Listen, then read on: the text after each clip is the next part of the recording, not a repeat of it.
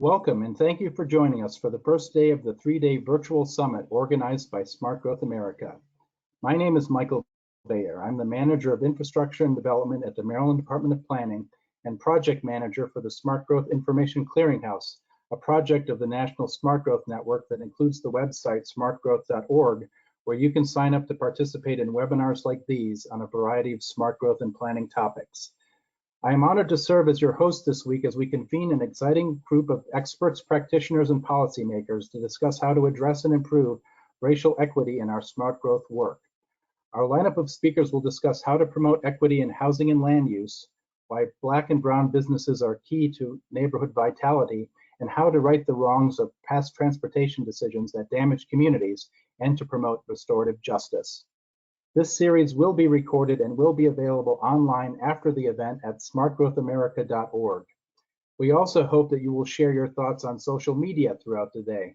You can tag us at Smart Growth USA and the hashtag SmartGrowthEquity. And we would love to hear what is resonating with you as each day unfolds. But before we begin, we'd like to get a sense of what brought each of you to the summit today. And we're going to launch a poll here to ask you why you joined. And you can see that it's opened on the screen. If you're having any issues with responding to any poll today, you may need to exit from full screen mode.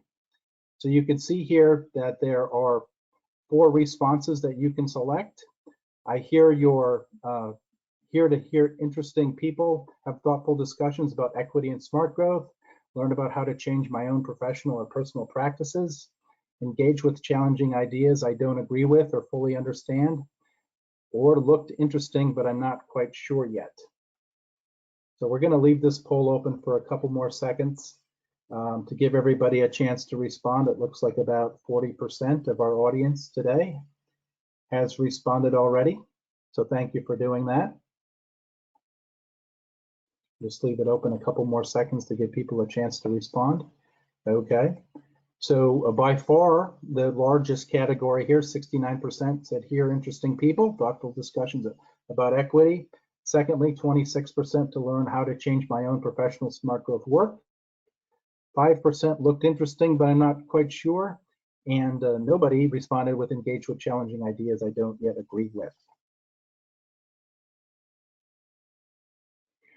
So we'd like to thank our presenting sponsors for their support in making this event possible. This 3-day virtual summit was made possible by Citi. Citi's Action for Racial Equity represents unprecedented effort to leverage Citi's core business capabilities and the Citi Foundation philanthropy to help address racial equity and justice in the U.S.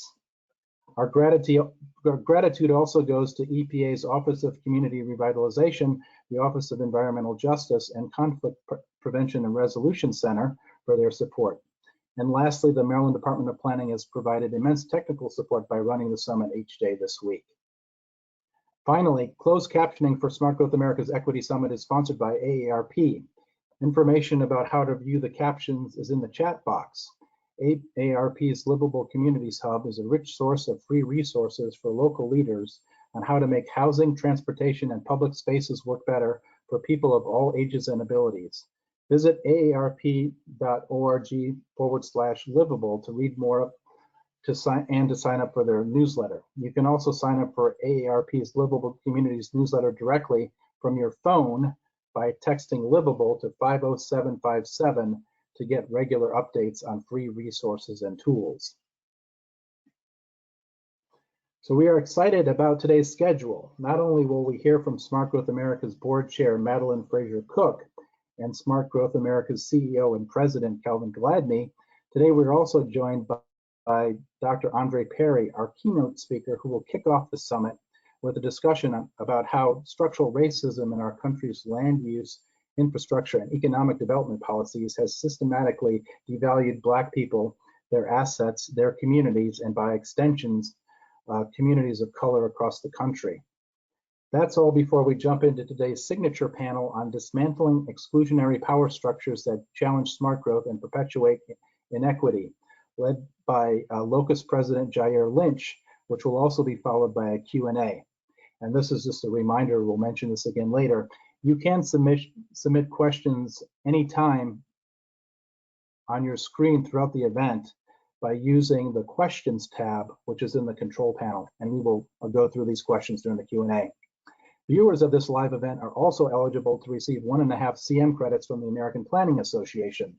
To log your AICP credits, visit the American Planning Association's website at planning.org, log into your account, and search for the name of today's event, which is Smart Growth America's Equity Summit, Improving Racial Equity, Economic Inclusion, and Restorative Justice through Smart Growth, or use the code 9211345. I will mention that this is actually saved under the Maryland Department of Planning site, so if you search by provider, please use that.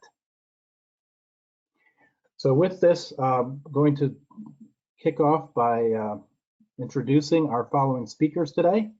First one is Madeline Fraser Cook, Smart Growth America's board chair. She is the Director of Government Investments and Technical Assistance for Local Initiatives for the Local Initiative Support Corporation, or LISC. Secondly, Calvin Gladney is Smart Growth America's President and CEO. Calvin is President and is a nationally recognized thought leader on the equitable and sustainable revitalization of communities. And finally, Andre Perry, a fellow with the Brookings Institution's Metropolitan Policy Program and scholar in residence at American University, and also the author of Know Your Price, Valuing Black Lives and Property in America's Black Cities.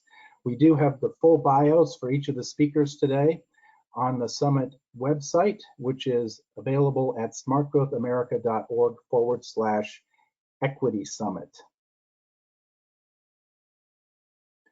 And then after today's opening speakers conclude, we will shift into today's signature panel, moderated by Jair Lynch, President of Locus, Smart Growth America's coalition of responsible real estate developers and investors. He is also the president and CEO of Jair Lynch Real Estate Partners, a DC-based firm which has a track record of producing distinctive urban mixed-use projects for investors and a distinguished list of public, private, and nonprofit clients. Jair will be joined by an esteemed group of experts and practitioners from the field, including Mayor Joseph Curatone of Somerville, Massachusetts, who was first inaugurated in 2004, where he serves as the second youngest mayor in Somerville's history, and now in his 8th term, he is the city's longest serving chief executive. As mayor, he has implemented a wide range of reforms and new programs that have earned him both and the city both widespread recognition. Somerville consistently tops lists of the most walkable and most bikeable cities in the United States. He will be joined by Chase Cantrell, the Executive Director of Building Community Value. Chase is the Executive Director of Building Community Value, or BCV, in Detroit. In this role, he leads a diverse team of experts in implementing BCV's training, technical assistance, and consulting programs. Chase is a critical voice in Detroit's policymaking and revitalization efforts and plays a critical role as an advocate for residents who work hard to restore and improve the physical infrastructure of Detroit's neighborhoods. And finally, Sakita Grant, the Vice President of Programs for the Solutions Projects, will be part of that panel. Sakita is an environmental policy and social justice strategist and joins the Solutions Project as the Vice President of Programs, where she oversees grant-making, policy research, and impact strategy support for more than 100 frontline leaders innovating in models for regenerative economy across the country and in Puerto Rico. So with that, we are going to have another poll here. We're going to ask you another question, and you can see it on the screen. Again, if you're having issues with responding to it, you may need to exit from full screen mode. The question here is, how would you rank your expertise in or comfort level with improving racial equity through your work? And you can click the number that best describes your level of expertise or comfort with addressing racial inequity. For someone with no real experience or comfort at 1 up to an expert at 5, where would you rank? And we'll leave this open for a few more seconds to give everybody a chance to respond. And we are getting responses in, so thank you for participating in this today. We'll be able to share that with you and with our panelists today.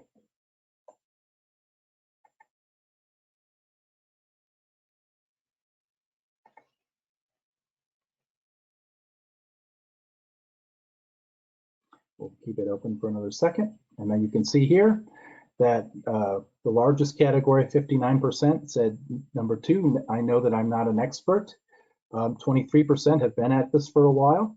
10% of our audience today, at least the respondents, are total novices in this area. 5% know what they're doing, and 3%, this is their wheelhouse. So with that, I am going to turn it over to Calvin Gladney to get us started today. Good morning, Calvin. Good morning, everyone, and thank you, Michael. And frankly, thank all of you for attending Smart Growth America's Equity Summit. Michael earlier as host got the honor and privilege of thanking all of our sponsors, but I wanted to quickly thank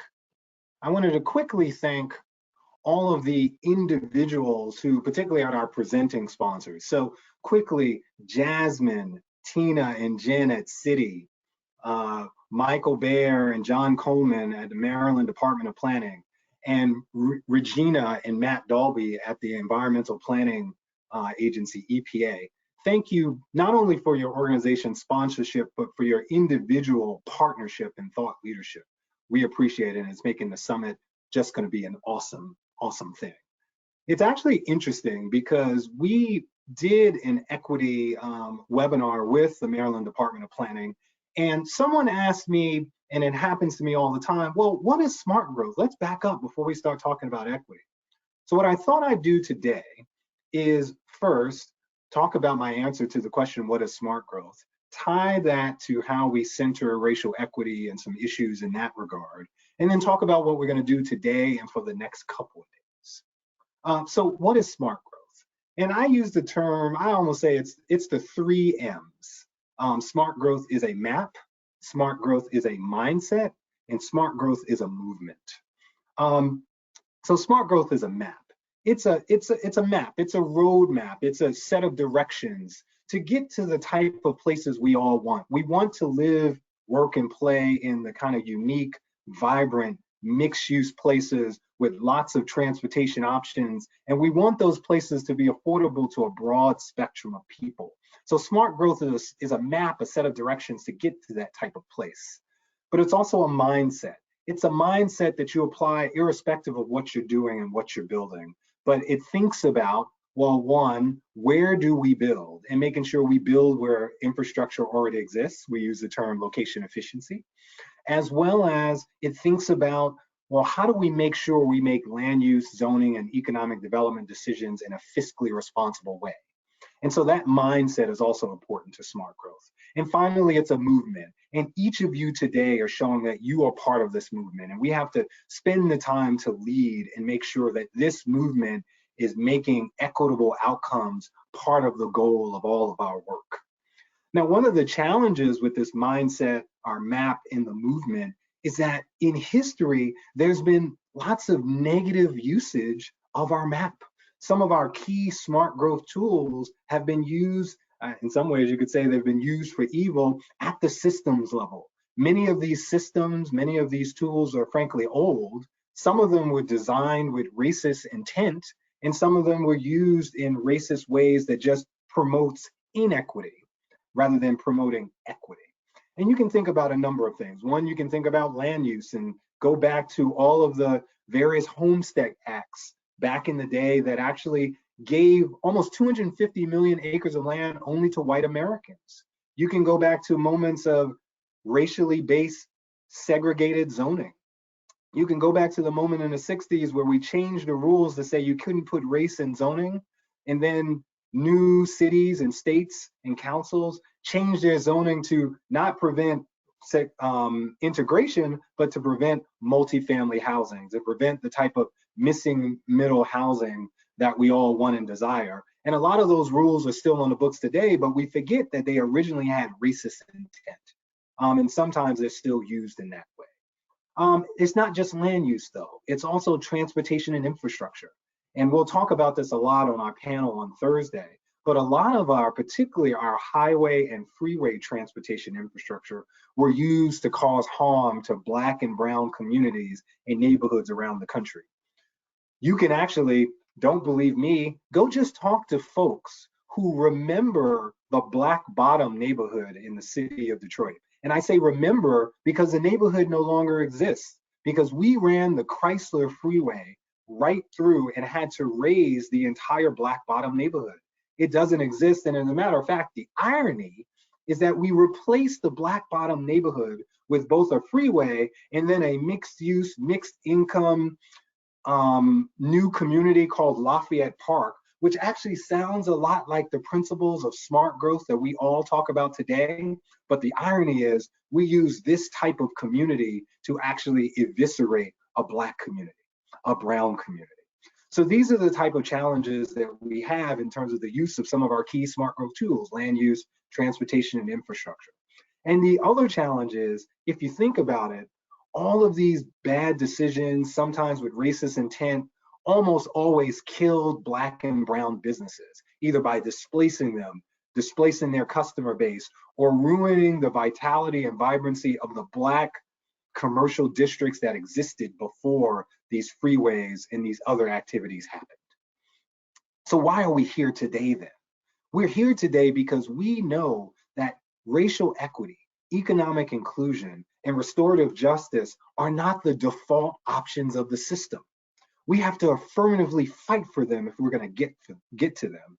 And we're going to start this fight today at this summit and for the next couple of days. Because we know that now is the time, to go back to this map analogy, now is the time for us to expand our smart growth map, not only to create new tools, but also to include new map makers. We also know that now is the time to evolve our mindset to get the benefit of other expertise and lived expertise, particularly on these questions of equity. And by the way, if you hire or bring in someone with lived experience that's Black and brown, pay them for their time. That's an equity issue. And then finally, it's time to lead our movement, to make sure that as we operate on the systems level and we fight for systematic change, that all of our smart growth tools are used for racial equity, economic inclusion, and restorative justice. Let's make this summit a jumping off point, a catalyst, a spark for action that we will ultimately land with an action agenda for centering racial equity in smart growth work. We're going to think differently, we're going to see differently, and frankly, we're going to act differently. James Baldwin once said, "Not everything that is faced can be changed, but nothing can be changed until it is faced." Let's use this summit to simultaneously face the past, be clear-eyed of our missteps and things we could do differently, and evolve our map, mindset, and movement to not only create more equitable outcomes, but to create a future we can all be proud of. Thank you. And now I want to hand off to one of my favorite people, our board chair, Madeline Fraser Cook. Thanks, Calvin. Buenos dias, bienvenidos. Welcome everyone to Smart Growth America's Equity Summit today. My name is Madeline Fraser Cook. I'm the Director of Government Investments and Technical Assistance at the Local Initiative Support Corporation, LISC, but I'm also honored to serve as Chair of Smart Growth America's Board of Directors. I want to acknowledge the amazing work Calvin has done. Thank you for your great opening remarks, Calvin. The board and I appreciate your leadership in helping SGA and the smart growth movement deepen our shared commitment to ensuring that smart growth strategies improve racial equity and promote economic inclusion for all. Racial equity, economic inclusion, and restorative justice are very important to me personally, both as SGA's first Latina board chair, but also because it aligns with the work that I've done over 20 years on sustainability, affordable housing, and economic development efforts in communities large and small, rural and urban, all over this country.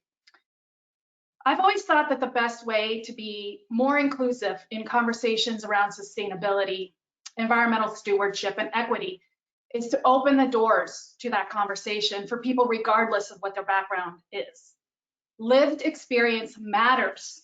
Having input and leadership from people that have felt the impact of the shortcomings of our planning, development, and transportation systems matters. Just because you're not a planner or a policy expert or a finance professional doesn't mean that your approach to identifying the problems and developing the solutions is not equally valid. I'm so excited to be a part of this next phase of the smart growth movement and help Calvin and SGA work with each of you to create more equitable and just outcomes for the communities that we serve. So let's open those doors to the smart growth conversation, to people that have never felt that they could walk through them. Let's open our minds to learning about the challenges we may not even have identified as problems from our vantage points, and be open to the solutions that those new, more inclusive conversations will yield. For this reason and for many more, I am so excited about our keynote speaker today, Andre Perry. Andre may not need an introduction to many of you because you know his work from Brookings, or you've already read his book, Know Your Price. So I'm going to simply hand over the presentation to Andre to inspire us to bring not just our minds, but our hearts to this equity work. Andre? Thank you, Madeline, and thank you, Calvin, for that introduction. Now is the time. Now is the time. Just a few days ago, last week, or actually during the inauguration, President Biden released a series of executive orders. One of them was around equity, and actually he's going to be speaking on that executive order later today. In that proposal, he has requested the Office of Management and Budget to review all policies' impact on equity, in particular on its impact on disenfranchised groups. Now, what I'm about to present to you is that evidence, but I'm also going to encourage that everyone, including the President and the Office of OMB, be more proactive in our efforts to deliver equity to people. We don't need to be retrospective. We have the evidence. Now we need to find ways to measure bills' impact before they hit our communities hard. We know that land is power, particularly in the United States. It's power because who owns the land determines what kind of production occurs on it. I'm going to show you how housing impacts business, impacts equity overall. So bear with me as I start to share my screen.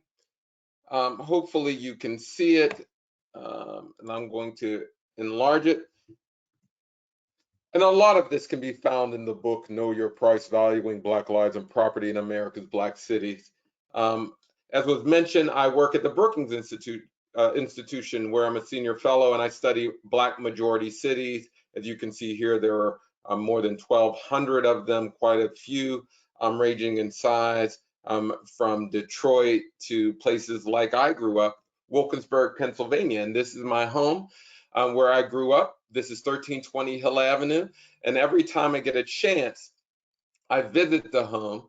A few years back, during my research for the book, I looked at it. As you can see, it's abandoned. The roof is bowing. It's boarded up. It's essentially worth $0. You can pick it up by agreeing to pay for the taxes to the borough of Wilkinsburg. But that house means so much more to me. That woman in the upper right-hand corner, her name is Elsie Boyd. I call her Mom. There was a deal made, as the story was told to me, there was a deal made between her and my maternal grandmother that she would take me in. We know that my mother was poor. She was probably abused. But along the way, I moved in. My older brother came along. I stayed till I graduated from high school. Along the way, other kids came in. Mom filled a breach that the federal government and private industry did not fill. She's one of those matriarchs, Black matriarchs in the hood who took care of kids. This is my father. One of the reasons why she had to take in kids, my father, he was a heroin addict. He was in and out of prison, where eventually he was killed in prison inside the Jackson Penitentiary, a few miles outside of Detroit, actually 45 minutes outside of Detroit. He died about a day before his 27th birthday. He left several children in his wake, and we're still reeling from that. Now, I wanted to explore how we live by looking at home prices, because we know that homes and the price of homes determine how much or how many opportunities a community has. So, and when I did that, as you can see on the x-axis, that's the percent of Black people in the neighborhood, and on the y-axis is indicated on top of the bar charts. That's the price of homes within those zip codes. And as you can see, as the percent of Black people increase in a neighborhood, the prices go down. In neighborhoods where the Black population is less than 1%, on average, their price is about $340,000, and they're about half as much in areas where the percent or share of the Black population is greater than 50%. But a lot of people will say that's because of crime, that's because of education, but those are things you can control for in the study, and that's what we did. We took the absolute price difference. We looked at structural characteristics and neighborhood amenities like education, crime, walkability, all those fancy Zillow metrics. And what we found is that homes in Black neighborhoods are underpriced by about 23%, about $48,000 per home, and that amounts to about $156 billion. 156 billion. And this is occurring all across the country. Wherever you see a magenta circle, that's where devaluation is occurring. Wherever you see a green circle, that's where homes in Black neighborhoods are priced higher. Now, in Detroit, Michigan, the largest Black city, there's a 37% difference, about 28,000 per home. And as you can see, it ranges all across the country by metro area. Lynchburg, 81% difference, 81% difference. So if you helicoptered a home in a Black neighborhood and put it in a neighborhood where the shared population is less than 1%, it increases in value by 81%. Rochester, 65, Jacksonville, 47. And again, there are places where homes in Black neighborhoods are priced higher, 10% in Nashville, Wichita Falls, plus 16, Boston, plus 23%. Now, I just want to be clear, Boston is no less racist than Lynchburg, but the home prices are higher. Now, I just always put this in perspective. What is 156 billion? 156 billion would have financed more than 4 million Black-owned businesses based on the average amount of that Blacks use to start up their firms. Would have paid for more than 8 million four-year degrees based on the average amount of four-year public education. Replaced the pipes in Flint, Michigan, 3,000 times, recovered all of Hurricane Katrina damage nearly, and double the annual economic burden of the opioid crisis.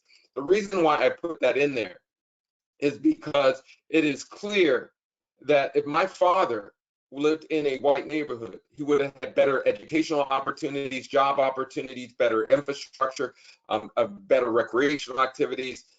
He would have had the discretionary resources to go to rehab and other services, but he did not. And he eventually died. Now, he certainly died at the hands of another inmate, but I just want to be clear that devaluation, housing was an accomplice in his death. And this is why I say there's nothing wrong with Black people that ending racism can't solve. That executive order must address the underlying conditions that create devaluation and create a lowering of value of people, because really it's not devalued homes, it's devalued people. Racism follows Black people, and the way we view Black people comes out of the wash of housing data. Now I'm just going to show you a brief clip of showing you. I can't necessarily get this clip to show, but in this clip, Representative Al Green asked us the question, is there discrimination in housing policy? And the appraisal industry and myself, they asked us to raise our hand. I was the only person to raise my hand to this panel. But I'll just move forward. It was a little bit dramatic, but we'll save that for later. But why that's important, housing finances so many different things, including businesses. So I'm going to jump really fast through a report on business evaluation, because we know that most people use the equity in their homes to start their business. Black people represent about 13% of the businesses, but only 2% of the nation's employer businesses. Only 1% of Black business owners were able to obtain a loan in their founding year, compared to 7% of white entrepreneurs. Black entrepreneurs are denied loans twice as often, and when we do get loans, we pay higher interest rates. About half of Black businesses survived the Great Recession, compared to 60% of white-owned firms, and we know that we're going to see similar numbers because of the PPP loan fiasco. So many of our businesses in the Black community are sole proprietorships, and so when the program rolled out and it did not attend to those kind of businesses, we were essentially shut out. So I'm going to show you some data on the valuation's impact on businesses. This is Dorian Moorfield. He's the founder and owner of Grandma Bee's. He's holding up a breakfast steak. It's a highly rated business. It gets 4.6 on rating on Yelp. It's in a Black neighborhood. Just in 2010, it was 99% Black. Now it's about 80% Black. And we wanted to look at how businesses are valued. So we did the same thing. We looked at business revenue, got that from Dun & Bradstreet. We then looked at business quality by scraping all the Yelp data across the country. And we could, again, control for neighborhood conditions, so the spending power of the neighborhood, education, and all those other factors that are critical in this area. And what we found is that Black, brown, and Asian-owned businesses are rated just as high, if not higher, than white-owned businesses. So in the aggregate, Black, brown, and Asian businesses are actually rated higher, or they get higher stars than their white counterparts. However, they get less reviews and less revenue. As you can see here on that magenta line, those Black, brown, and Asian businesses, and on the gray line, that's white businesses. As the percent of Black people in the neighborhood goes up, the number of Yelp ratings and revenue goes down. But you can see Black businesses, Black, brown, and Asian businesses, I should say, are always ranked higher in any situation. And that's costing businesses in those neighborhoods upwards of $4 billion, the highly rated ones. And this is why our elders used to say, our ice is just as cold. They knew that if you don't patronize quality businesses in the hood, you essentially distort the market in a way that you have highly rated businesses competing with lower rated businesses, and you get less revenue in the hood. Now, we need to invest in people. Too often we just invest in place. And we know if you invest in place and people, you essentially encourage gentrification. You increase the value of property. People can't keep pace with the increases in taxes and quality of life, and they are essentially pushed out. So you need to invest in people, meaning direct capital to firms, homeowners, and other people in the community. We also need to remove the unnecessary bureaucratic barriers. We don't need a program for business owners, for instance, to go through. Our research shows that businesses are just as good, if not better. So we don't need to go through some financial literacy program to get a grant or a loan. But we do need to invest in place. We need targeted infrastructure investments because the devaluation has reduced the amount of revenue. But I'm just going to quickly show you the upside of this as I close. Again, we represent about 14% of the population, but only 2% of the nation's employer businesses. If Black businesses were the equivalent of the Black population, there would be more than 800,000 more businesses expanding the economy. Currently, Black businesses bring on an average revenue of about 1 million compared to a non-Black business's average is 6.5. If Black businesses increase their average revenue to the level of non-Black businesses, it would add 676 billion to the economy.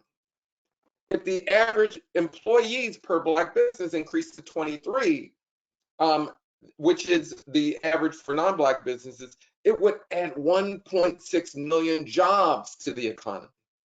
So I just wanted to say all that to say that equity is stimulus. If you want to grow the economy, if you want to improve conditions, build equity. And in closing, I just want to offer to you a competition that we're doing in partnership with Ashoka. We'll be awarding upwards of $1 million or prizes up to $1 million to organizations who want to work on the issue of housing devaluation. So if you're a firm, an organization, you have a market-based or policy solution, we want you to participate in this competition. You can find out more. Go on, if you Google me and Ashoka, you'll find our ask for this competition. We'll be opening it up. And at this point, I want to stop showing my screen so I can close out. But again, now is the time, repeating Calvin's phrase, now is the time. We have a president who, for all accounts, have said equity more than any other president in history. Let's be real about that. And we have an opportunity to change. So I'm going to hand it over to our leader here, or our host, Calvin, or our host. But I just want to thank you for giving me the opportunity to present to you today.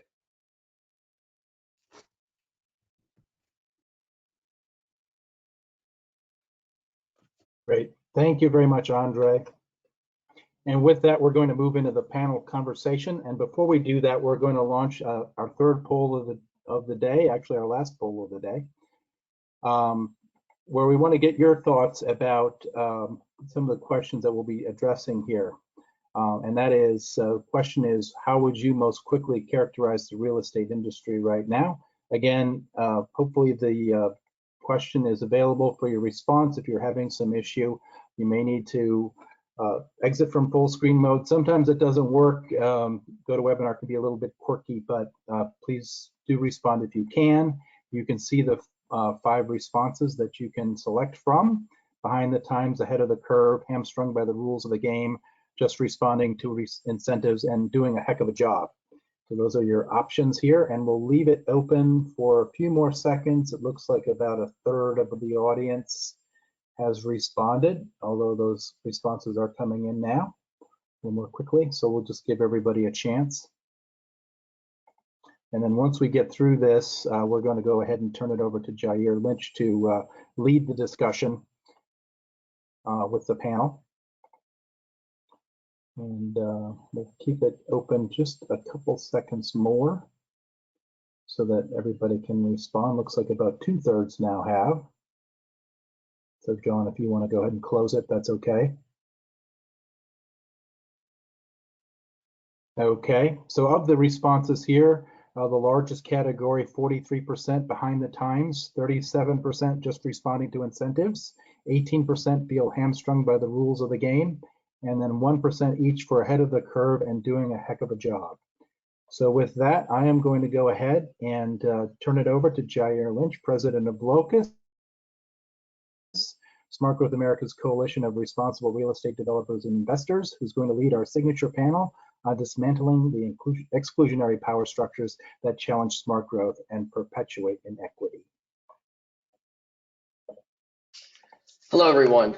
Thank you so much for tuning in to this panel. I'm very excited for stepping in for someone who has been working with LOCUS for the last close to 10 years, Christopher Coase, who has now moved on to the Biden administration.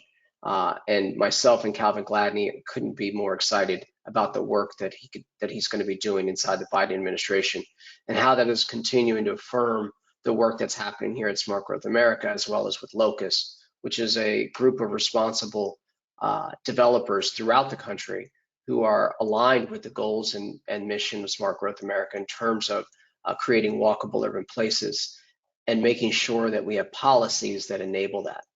And so today I'm stepping in as the moderator, but I'm very excited to do so because all of these topics are very close to my heart and have been part of the work that we've been doing in the Mid-Atlantic region near Washington, D.C. for the past 20 plus years. I have three great panelists who have been introduced previously. And so the topic today is how we're going to dismantle exclusionary power structures that challenge smart growth and perpetuate inequities. We'll continue to go into the three topics that Calvin mentioned earlier with MAP, mindset, and movement. And we will make sure that we actually come up with some tangible ways of which everyone could walk away from this panel with tangible ways in which they can move through all three of those components and really make a change over time. So I believe all three of my panelists are here. Can we make sure that your mics are checked? And if we could just a quick introduction of yourself. We did go through the intro earlier, as we mentioned, as well as everyone has your bio, but just give me 30 seconds on each of you just to make sure that we're all engaged, and then we'll get going. Mayor Joseph. Oh yeah, thanks. Please call me Joe Jaya. It's great to be here on this and be in such a distinguished panel with Sakita and Chase. So I'm excited to hear from. Thank you, Locus and Smart Growth America, everyone tuning in. I wish Chris Coe was going to be on it because I wanted to congratulate him. I'm so excited for him and the nation. Yeah. Just worked with my community, many of our community-based planning efforts along, and so it's very excited for him. But honored to be here and talk about this great, and be part of this great conversation. Thanks. Sakita. Nice. Pleasure to be on this panel with you all. Thank you to Smart Growth America for inviting myself and the Solutions Project to be part of this important conversation. So I am, as mentioned, the Vice President of Programs with the Solutions Project. My role is to oversee our grant making, policy research, as well as impact strategy in support of over 100 frontline leaders that are innovating in models in regenerative economy across the country, and that includes Puerto Rico, which is where I'm actually calling from. And just a pleasure to be on this panel, contribute, and also learn from folks. Thank you. Morning, everyone. Thanks, Sakita, and thanks to Smart Growth America. This has been already wonderful to hear Andre Perry speak and open things up, and I'm excited about the conversation that we're going to have today. My name is Chase Cantrell. I'm the Executive Director of Building Community Value, which is a nonprofit organization located in Detroit. We help Detroit residents to do real estate development and revitalization in their own communities. So we're responding to the aspirations of legacy Detroiters, and we do that by accompanying them through their projects, helping them understand, the nuts and bolts of real estate development, and making sure through our technical assistance that they actually get projects completed. So happy to be here. Wonderful. Thank you, all three of you, for being here and participating in this. So my day job is as an investor and developer in a variety of asset classes, as I said, in the Mid-Atlantic region. And so I have multiple things that I have to think about, whether it's our ideas and whether they are cutting edge, our people, whether or not they are the best talent, and then the execution of our projects. So I have lots of things that I stay up at night. The things that make me worried often is the policies that are in place that allow us to execute our vision. And so we are often find that many of those policies are in our way, and that we need to break through, and that we need to convince a larger set of stakeholders that we are developing equitable development in walkable urban places. So I would love to hear from each one of you in the same order of the things that keep you up at night, that that are hindering us from getting to this equitable place where there's affordability, where there's accessibility of housing, and there's a competitive marketplace that actually is working and functioning on its own. Joe? Well, thank you.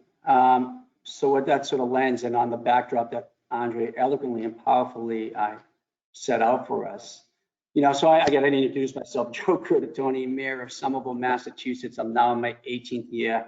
My family immigrated here from Italy. Italian was my first language, and we now speak 52 languages in our neighborhoods and schools. We're closer to downtown Boston than most of Boston. If this was the New York metro area, for some perspective, we'd be Brooklyn, I guess. But we've, you know, I would say a community, a city is really a complex ecosystem. And my role isn't just the elected CEO, but as a chief policymaker.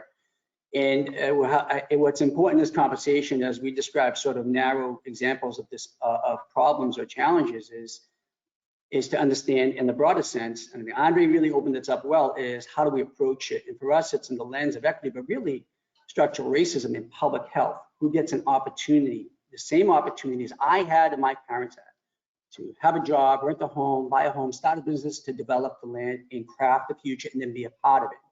So Somerville has been very popular from the investment side, and we understand, I certainly understand from the development and investment side, people want transparency and predictability. So don't the people who live here, to make sure that our hopes and dreams are achieved, and they're part of that.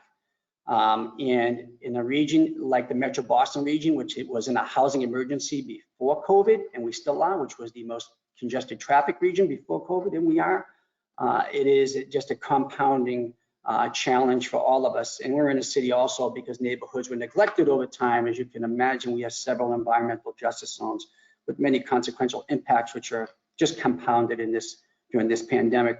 So, you know, I'll just outline sort of the example of a narrow but important issue is displacement. And I'll share a story briefly. About 4 years ago, a woman who was a Haitian immigrant knocked on my door on a Sunday. It typically never happens, and she was very lovely. And just wanted to share a story, wasn't complaining, wasn't even angry. She says, I thought you should know how much I love this city, how much I appreciated being part of here. And the opportunity gave my feeling that I had to leave. I just couldn't afford it. I really wanted to be here. I had to leave. And that is a common story. So as we think about the growth in Somerville, which over the last several years, if anyone's in the investment community, development side, you know it is through the roof. And we plan for it.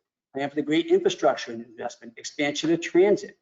But we have to make sure that the people who sought those hopes and dreams and crafted it, that they get to ride those trains. And I'll talk about this later, but enjoy that future. And that is a challenge for us and for every community. And when I go back to Andre's conversation, remind you, it is through the lens of public health and racial and social injustice and equity, because that there is a structural, you know, there is structural racism in the system that we own it now. So the problem, one example of that consequence of that system is displacement.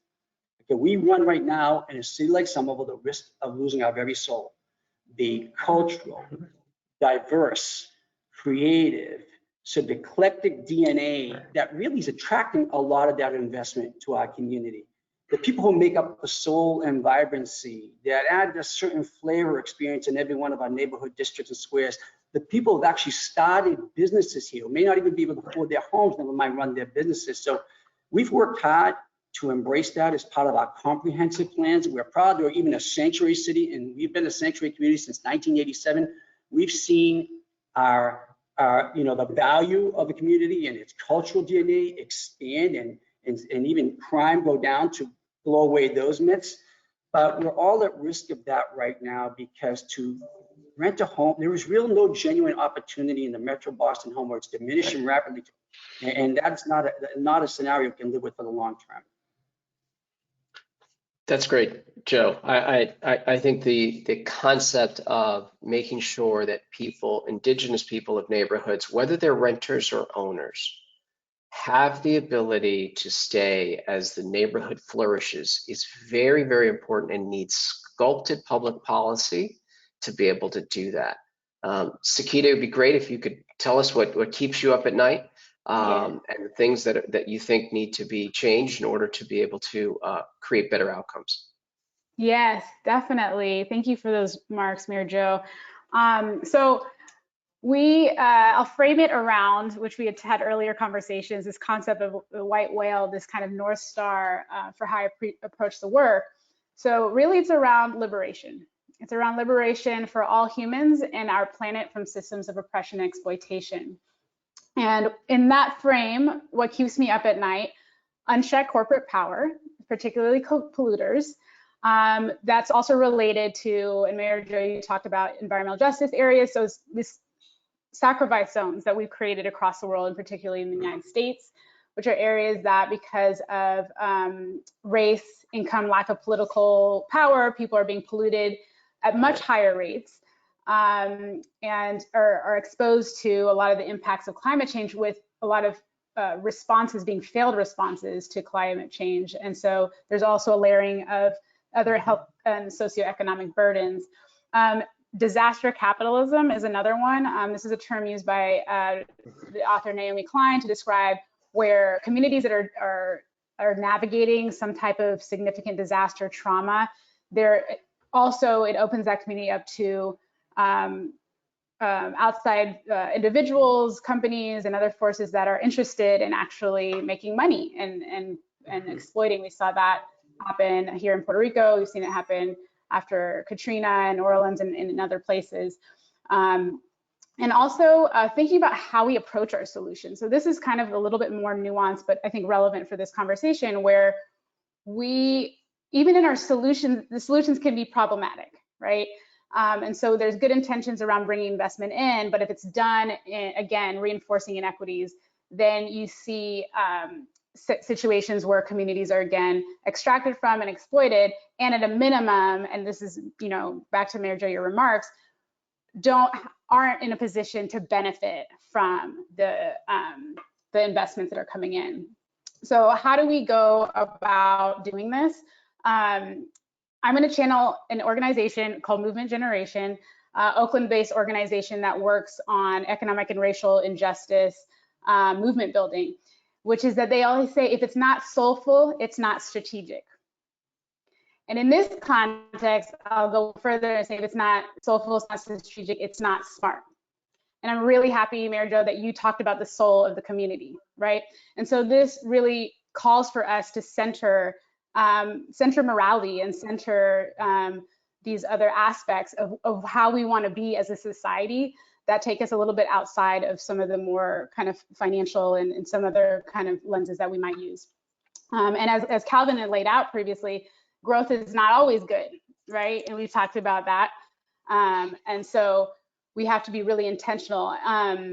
We need to drastically change how we relate to Black and Brown low-income immigrant communities and other historically marginalized communities. Currently, we often operate in ways where government and private sector are not ensuring or even allowing for communities to be in the room when decisions are made, let alone at the table, let alone ideally leading the discussion, and for us in my work particularly, actually providing the vision for where we want to go and the solutions for how we want to get there. And to be, as we mentioned, in a position to benefit equitably from the policies and investments. So one way to do this is just simply to partner with, invest in, and listen with frontline communities and leaders. And when I say frontline, that means communities that are currently and historically burdened by economic and environmental externalities of the systems that we use, right? That are heavily polluted and have been, oppressed, marginalized in different ways, underinvested in. So today I'll focus on, I also think it's really important that we mandate justice in our laws and policies and stop making this optional. Andre spoke to some of the Biden administration's recent executive orders that are super exciting and calling for more equity. And this is a really great start. We need to continue in that direction, really make all of that mandatory. But focusing on how we prioritize frontline communities and leaders. So at the Solutions Project, we believe that the people closest to the problems innovate the most effective solutions. And that's mayors, that's local government, that's community members, young people, our elders. These are folks that are closest to issues. We should listen to them. We should invest in and amplify the genius, the leadership of Black, Indigenous, immigrant women, and other people of color-led organizations and movements. From our experience, so we operate as an intermediary grant maker focused on culture change and narrative shifts around these issues. So we've seen what's possible when there is this bottom to top, what we call reset, and who leads innovation and who's even considered an innovator or an entrepreneur. And where we look to invest as well as how communities can steward land with a value system. So that goes back to kind of like the soul, the morality, right? This value system that understands our interconnected relationship with nature and each other. So we raise money and also media attention, so leaning into this narrative and storytelling to direct media attention toward Black, Indigenous, immigrant women, working class, and other leaders of color in cities and rural contexts, not only imagining, but actually creating these land-based climate solutions. So I think I have some time, so I'm just gonna give some examples if that is helpful. Yes, absolutely. There, I'm looking at you, yeah, okay. All right, so a few examples. Uprose, organization in Brooklyn, New York, historically underinvested in and also a legacy leader in many different movements. But Uprose is not only a key leader in New York's Frontline Coalition that they won a Climate Leadership and Community Protection Act in New York. So that sets a 100% goal around clean energy, and also inspired one of the movements that inspired, I don't know if you all have seen, where the Biden-Harris administration is committing to 40% clean energy investments in environmental justice communities. But this was part of their economic development vision, right? They came up with a vision for their Park neighborhood, which is mostly Puerto Rican, Dominican, and Black communities. And they just won $200 million in public investment for wind energy, right? Clean energy. We see how these threads between social justice movements and creating, a more cleaner environment. Miami Climate Alliance, so going down south, they won the country's first municipal bond, so $400 million focused on affordable housing as a climate solution. So affordable housing that includes energy efficiency, solar, stormwater management, all of these good things, and also helps ensure that people have an affordable place to live. Native renewables is another one I'll mention, and then I'll start wrapping up. Native renewable, there's a lot of great examples. Native renewables, they created an off-grid solar solution that serves 15,000 households, right? That don't have basic water and electricity infrastructure on their reservation. And they did this with a strong culturally resonant land-based solutions framework. So they really leading in that vision. And now, like full circle to the policy side, now one of their founders will be leading the Department of Indian Energy in the new administration's Department of Energy, overseeing policy for more than 500 tribes. It's really an exciting story for them and for all of us. And so, yeah, these stories, we see them throughout, from the West, the Midwest, the Black Belt, the South, even here in Puerto Rico. All of these examples contribute to the massive shift in support, legal commitments, and now implementation of 100% renewable and clean energy all across the country. So equity in action, really getting to kind of these solutions, calls for government philanthropy to overinvest where we have historically underinvested. It also requires corporations to see themselves as a part of an economy and an ecosystem in which workers, communities, local governments, and the natural environment outweigh the interests of shareholders or executives. So there is this idea of shared prosperity. So I leave you all with, imagine what's possible if we resource frontline communities and local governments and the folks that are in front line of the issues. What happens if we resource them to win, to actually win? Andre called on us to understand that equity is stimulus. I love that. And I would offer that equity is also healing, and it's essential for achieving my North Star, I'm sure it's many other people's, is liberation of all humans and our planet from systems of oppression and exploitation. So thank you for this time to give some remarks, and I look forward to the conversation. Great. Chase, between Sakita and Mayor Joe, you got a tough act to follow, but what's keeping you up at night, and how do we start framing some of the implementation solutions that could come from your bad dreams? Sure. So I love that Sakita started us off with the idea of liberation, and also hearing Calvin and hearing Andre both reference Detroit, and I think a lot of creative solutions are have historically come out of the city of Detroit, and thinking of the city as a center for the Black liberation movement. Andre discussed the idea that land is power. And I just want to give some context about what's been happening in the city of Detroit over the past 20 years to sort of frame what definitely not only keeps me up at night, but a lot of other residents of the city. So Calvin mentioned the project, which is not unique to Detroit, of building a freeway through a Black neighborhood. We've seen that in Detroit, we've seen it in New Orleans, we've seen it in Black communities all over the United States. But the narrative and the history of land in the city of Detroit has historically been a stripping away of Black wealth and Black ownership. So we've seen in the past 20 years, Detroit was one of the most hardest hit cities in the mortgage crisis in the early 2000s. But something else happened, and this was policy driven in the city following that. Andre talks about the way in which Black held property is devalued.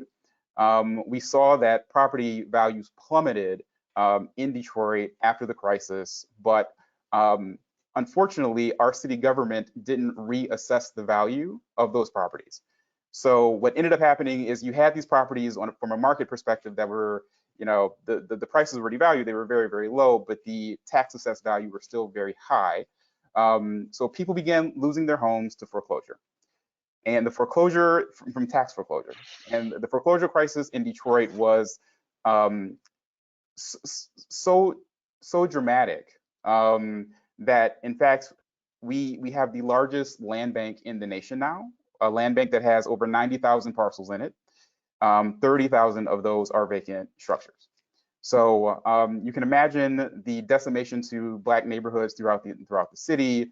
There are time-lapse photos that you can easily find on the internet of communities that had stable blocks, 10 years ago, and over time, now they look like, some of them can look like farmland. So, we have over 24 square miles of vacant land in a city with 139 square miles. And that kind of challenge isn't just a land use issue. It is a real lived experience for the people in these neighborhoods. And Andre talked about the home where he grew up, and that sort of story, that narrative of coming back to see that this home that was full of memories and full of love eventually is just a vacant structure that's deteriorating, is a story that we see time and time again in the city of Detroit. And there were many years that our city and our county didn't actually do the reassessment. So the cries of alarm from grassroots organizations, community development organizations, and others weren't heeded for many years, such that the displacement that we see in Detroit isn't the typical kind of investment-based gentrification that one might speak about in other places, but truly due to government policy. And in recent years, we've learned that the tax foreclosure crisis robbed mostly Black and brown Detroiters of up to $600 million over the course of that decade. So we're beginning to have conversations in the city of Detroit about what reparations look like, what we can do to truly implement an equitable system to make things right, even though you can never truly bring back the fabric of the communities that were torn apart. So in the work that my organization does, building community value, we hold this history of knowing what has happened to these communities, but also understanding that to what Sakita said, those who are closest to the issues are also closest to the innovation, to righting the wrongs. There are Black Detroiters who live in these neighborhoods who have visions of what their neighborhoods could become, have an understanding of how they want to plan for their communities, vision their communities, and rehabilitate and revitalize their communities. And what keeps me up at night is, even though we have a land bank with 90,000 parcels in it, there's often not transparency in how Black residents in the city can get access to the land. So again, thinking about land being power, we see that those visions, that creativity is not being valued in how these neighborhoods want to recreate themselves. And instead, the national narrative, at least from my perspective, of what Detroit has become, it's gone from stories nationally about a mismanaged city, the largest bankruptcy in the United States history, et cetera, to being a a city on the rise, a city experiencing renaissance, a city that is coming back. But that narrative also often has a white face. Often it is outside investors who are able to access land more easily than those residents who live in the city itself. So what keeps me up at night is access both to the land itself, which, living in a typical Detroit neighborhood myself, it is frustrating for many residents to experience what seems to many to be a black box of, how do we actually begin to implement the things that we want to, knowing that there's the opportunity, but also the challenge is so great with, if the city itself owns 30,000 parcels, there's another 20,000 that are privately held. No single developer, large or small, can fix that problem. We really do need the innovation of community members and neighborhoods throughout the city to actually respond to the challenge that we're seeing. So part of what Building Community Value does is work as an advocate on behalf of residents who come through our programs to put them in touch with and help to advocate on their behalf with city government, with lenders who are beginning to understand, again, how we respond properly to the challenge and finance and resource Detroit residents who want to bring their neighborhoods back to life. So one of the things that we're really working hard on now is understanding how we not only create temporary solutions, which I think of, a lot of people are talking about how do we develop equity funds in Black cities and Black neighborhoods? How do we begin to envision that sort of private capital and investment into these sorts of strategies, but also beginning to think through how do we not only create those kinds of band-aids, but how do we actually change the system of lending and the financing system in our nation. So, speaking with banks, not only about supporting, smaller projects, but how do we get community underwriting? How do we get other ways of financing within the actual financial institutions themselves? And that's a heavy lift, but those conversations are beginning in cities like Detroit and elsewhere. So those are honestly the things that keep me up at night, access to land, access to capital, and thinking about Black liberation. A lot of times those structures are led by folks who don't look like me, sitting in places outside of the city of Detroit. So thinking about most of our financial institutions here, the underwriting systems don't actually take place within our city. So it's how do we get more equitable standards that help people to realize what the value of our neighborhoods really are. So I appreciate, what Sakita brought, Mayor Joe, and, the words of Andre earlier, thinking through, thinking through liberation through some of these economic lenses, especially through access to land and access to capital. Great, Chase. Thank you so much. Mayor Joe, you're hearing from, I'm sure, from Sakita and Chase, and they mirror probably many of the constituents in Somerville. How do you sit in front of your budget and look at the budget for your city and try to address some of the issues that Sakita and Chase brought up, and just give us 30 seconds and educate us on the big buckets, the big rocks inside your budget in terms of what you have to play with and how you're making decisions, so that we could bridge this discussion and hopefully come up with some implementation solutions that people could take back to their local jurisdictions. Sure, without boring you how Massachusetts municipal finance works, because there's very little discretion, but I put it in the context, our plan set out for the community for the growth we experienced was intended to reinvest back into the people who drafted those plans, who sought that vision in the community. So investing in the ability for, and programs to support housing needs, our education system, opportunity. As we think about the budget, the bottom line of a budget tells you a story. It tells you whether you paid your bills and you can meet your liabilities. But we're in the best fiscal position we've been in ever. But a budget's not going to tell you, or your bond rating, whether life's worth living in. You have a future here for yourself or your family. And that's how the context and the lens we look at our budget. Are we meeting our oriented values to make this community an exceptional place to live, work, play, and raise a family or grow old for everyone who wants to be part of it? In Washington, D.C., for instance, and I think our mayor has done a fabulous job in terms of investing in the production of new affordable housing. She has $100 million fund set aside for the production of and preservation of affordable housing. And she actually can influence about 6 to 7% of the housing production that happens in the city, which is meaningful. But as you can imagine, when people see, 6 or 7% of anything doesn't feel like a lot. When there are 100 cranes in the air and only 6 of them are for affordable housing, it feels like it's not enough. What are the ways, Chase or Sakita, in ways in which you can work with local municipalities to figure out how to invest and harvest so a larger distribution of the growth can happen across communities? Because we have to figure out how to get it done. And even in the places where we stand up and are very proud, it's still often just on the edges of material and robust change.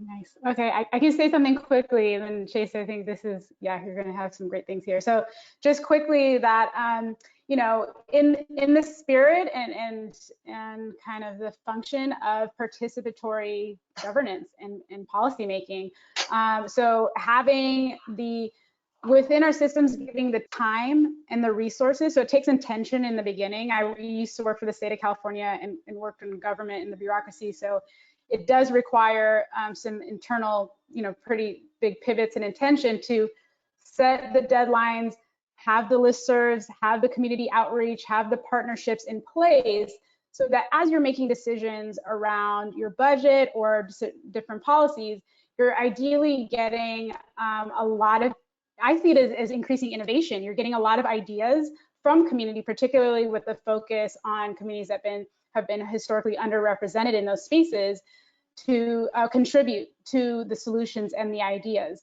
and to talk these things out. And the beautiful additive, I think, benefit of this, in addition to kind of broadening the different solutions that we could put forward, is that you now have this huge tent of folks that are so down for the policy and are ready to support implementing it, right? Because as we know, there's one thing to pass a policy or pass a budget, it's the other thing to implement it. And the more communities and individuals you have tapped into that and excited about it, the more likely it'll be a success. So. No, I definitely agree 100%. And that's exactly where I was going to go, Sakita, with the idea of participation in the process. But to me, any budget for a municipality, for a state, it really is a moral document. It shows us where the priorities of that community really is.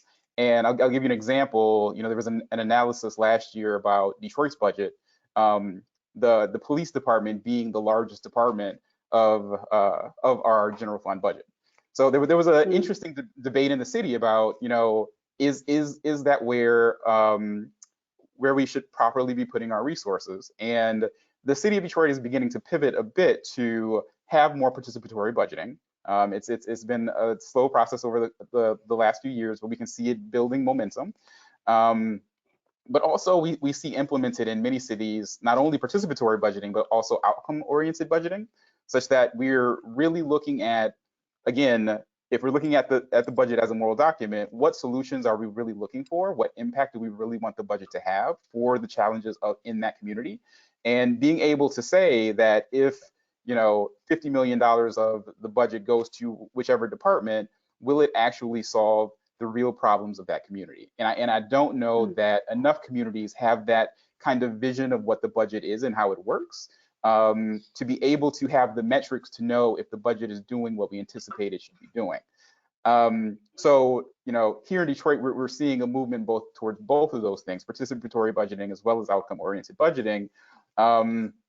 But a lot of that, to Sakita's point, it takes time. It takes a lot of lead time to build up to that. It takes education of the community, because a budget document is not an intuitive document usually, to really understand how municipal finances work. And it honestly takes an administration and a city council that really wants the feedback, wants to have the citizens involved in the process, and doesn't look at that kind of participation as something that slows it down or makes it inefficient, but really it's additive, that it brings about a better budget, a better city, a better base of outcomes for the city as a whole. So I think that that's really where more communities need to shift.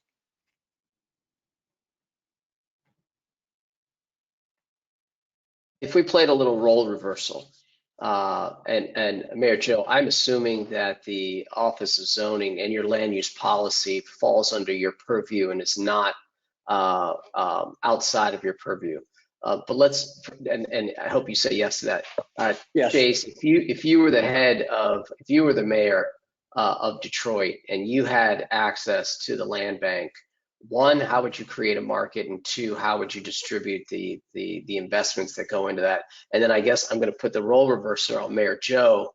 If you became a constituent and saw all these vacant land in your city and you had a tax base that was dwindling, how would you approach as a constituent the ways in which things could change? And Sakita, you're going to play referee in the middle. Nice. Okay. Well, luckily I've given some thought to this. So if I did in fact have access to the land bank, one of the things that we often discuss is, again, access to land for legacy Detroiters. And the way that the state of Michigan Constitution is established, we can't have race-based ordinances in our city. So it does make reparations, it makes the kind of healing that we need to see a little bit more difficult. But for those Detroiters who have stuck it out through the decades, through a lot of the hard times, being sure that those Detroiters understand the clear process to access to that land, as well as a priority in the purchase or bidding process. So that would be step one. Step two is that there's been a conversation about how we use federal dollars in the city. So I mean, we do, like every other city, we get CDBG allocations.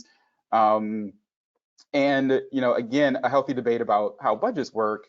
Where do we put that? Where do we put those dollars? And some of that could be used to help to rehabilitate minimally some of those homes in land bank stock. Because what we're seeing now is that the longer these homes remain vacant, the more that they deteriorate and the more likely they end up on the demolition roll. So we're demolishing more homes in Detroit than we're saving. So I think the strategy that I would put in place would be to pivot to try to save and rehabilitate and to stabilize as many of these vacant homes as possible, such that we can then prioritize legacy Detroiters in getting these properties and helping finance them. We also have, similar to other large cities, we have a very active philanthropic community here that has put hundreds of millions of dollars into real estate-based funds. A lot of those funds go to the larger commercial development projects. They go to multifamily housing, but over 70% of the housing stock in Detroit is single family. We are unique in that way in big cities. So again, for me, it would be a single family strategy using the land bank, using federal dollars, as well as using our philanthropic partners to ensure that legacy Detroiters have the first bite at the apple and are actually building wealth. Detroit used to be the largest city with Black home ownership. The majority of Detroit residents own their homes, and now we are a majority renter city. So again, we've seen the stripping away of wealth in the city. So it would be an attempt to reverse that trend. All right, Mayor, so you've retired, you've moved to Detroit, you're now a constituent. What is the email that you're sending to Mayor Chase about how to make the community grow and prosper? I'd say, Mayor Cantrell, I voted for you. I'm so excited about your policies and support all of them, and I want to share you my experience from Somerville as well to complement the great work you're doing here in Detroit. So much like Somerville did, to utilize zoning and reform really what is a tool of the status quo, unless we reform it, zoning to unlock the potential of building more housing, whether it's tools like inclusionary tools in zoning or other impact fees that allow for the investment of building new housing, but not just in communities and development areas to become gated, but as you've done sort of with the land bank, some of those doing with the land trust and committing itself to make sure that a certain percentage of the homes and units in Detroit remain affordable, deed restricted. And to reinvest all that new growth happened in Detroit because of your administration and this community's hard work back into moving those programs forward. And also to empower, again, those as we heard back in Somerville, with the perspective that is closest to the pain, that can share our experience and make sure we own part of that future. And the value to you, Mr. Mayor, in Detroit is we'll help grow the city. We'll bring tax revenue back. And when we stay in the community, we create vibrant neighborhoods. We start businesses here. We create an atmosphere that people want to be part of, including new industries. So I'd love to share those stories with you. I think that would be a great conversation. Roll reserve. There might be a movie that comes out of this, or at least a Netflix show. Sakita, you're actually sitting in Washington, D.C. as we play this out, and you're trying to figure out what policies would affect both the cities and mayors, but also down to the constituents. And what are you thinking about the land bank strategy and how that can be accelerated from the federal government perspective? So, great question. I love the remarks that Mayor Joan Chase have brought forward. I think what kept coming to mind is accessibility, right? And accessibility there's different factors in that. One, and I think Chase, you did speak to this, is access to information. Access to information about the procedures. Not everybody gets to be on this amazing panel to have direct, access to Mayor Joe and Chase. And access to data and research that helps people to to participate meaningfully and make informed decisions and engage. So really it's about for constituents and community members, what are the points of access? And I think there's a lot of, ways you can support this. One is actually in policy. So writing policies that require that there is access, that communities, maybe you have a advisory committee or I don't know, something that requires that the community members are at the table. And then there's also a resourcing, which is what we focus on, a resourcing of community-based organizations so that they have the capacity and the technical assistance and all of that to engage meaningfully in these conversations and to put forth their idea and vision moving forward. I think that it's also important for there to be the storytelling. So this is another thing we focus on. And again, I'll reference back. I've worked for the state of California government, where I realized how important, there's a lot of great things that are happening. There's a lot of not so great things, but how do we tell the story so that we can replicate our wins and really start to understand in a broader consciousness across communities what's not working well, so that we can start to kind of shift our energy and be really efficient with how we show up in these systems that are not built for, have not been built, as we've talked about, for the thriving of Black and Brown immigrant low-income communities. So we can shift that, I think, in many ways through storytelling and media to get more people involved and engaged in shaping that. This is a little bit off script, and so this is kind of, let's call this a bonus round, but a lot of people have talked about the dismantling of local news and the, let's call it old style media, print, local newspapers, etc., has left people with the inability to get information about whether it's politics or land use or things that are happening in their community.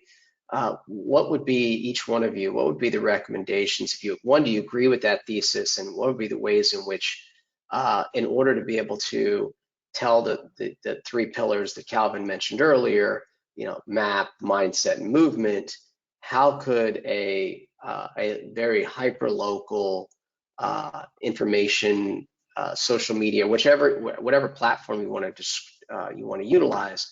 But Sakita, to your point, how do you get these storytelling out at the local level in order to be able to make those three things move forward? Yeah, I should have probably mentioned that as another thing that keeps me up at night. It feels very, very Wild West in terms of like how we're approaching facts, science. So we work in climate change, and so we've been feeling that assault on research and science and the like.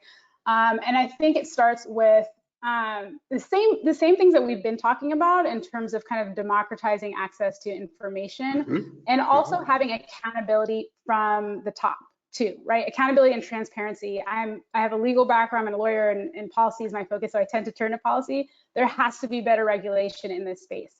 And I think it's very important for there to be, and we do this with, you can't completely lie about the product you're selling, right? You could be sued and held legally accountable. So I think there's ways that we can step in with some morality and some refereeing. And I think government can be a good stakeholder in that. I've also, talking with folks in my network about this, and there's also a flag of that could also be used for bad things. So I think it's really important how we do this, but certainly having some standards of how we share information. I think it's, the local news kind of phenomenon that you brought up, I think is, for me, I think personally is very sad. And I hope that we can learn as a society to kind of make sure we don't lose that part of our soul, because I think there's a lot of value in how localized that is and how accountable those news sources are to the people, right? And so that's what kind of makes a lot of these things tick, that transparency and accountability to people on the ground. And with shifts into social media and the like, we see that less happen.